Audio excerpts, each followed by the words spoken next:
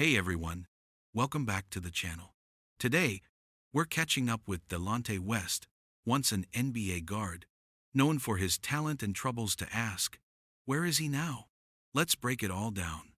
Delonte West is a former NBA player who showed great promise early in his career. He played for teams like the Boston Celtics, Seattle Supersonics, and Cleveland Cavaliers.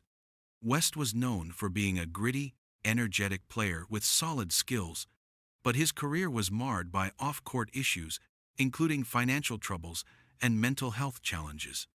Over the years, West's life outside basketball became just as headline-making as his time on the court.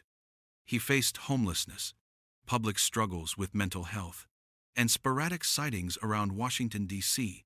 that indicated he was in a vulnerable state.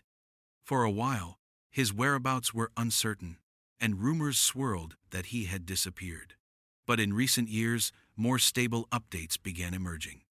Where is Delonte West now? As of now, Delonte West appears to be in a more stable place. He's living in Maryland, reportedly with support from friends and the basketball community. He's checked into rehab centers in the past, working on recovery. While he's not back in the NBA, he has participated in veteran or charity basketball events and been seen in public appearances related to mental health advocacy.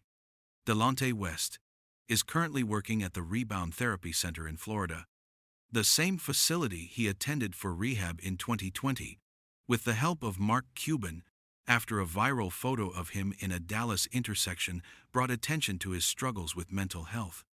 Cuban also helped West and his mother reunite, and West was reported to have a stable life in 2022.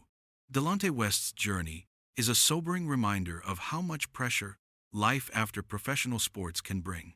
Once a promising NBA talent, he's endured public struggles and personal hardship. But from the more recent updates, it seems he's working towards stability, help, and a quieter life. Whether he rebuilds into public visibility or stays private, his story still resonates in sports and mental health conversations.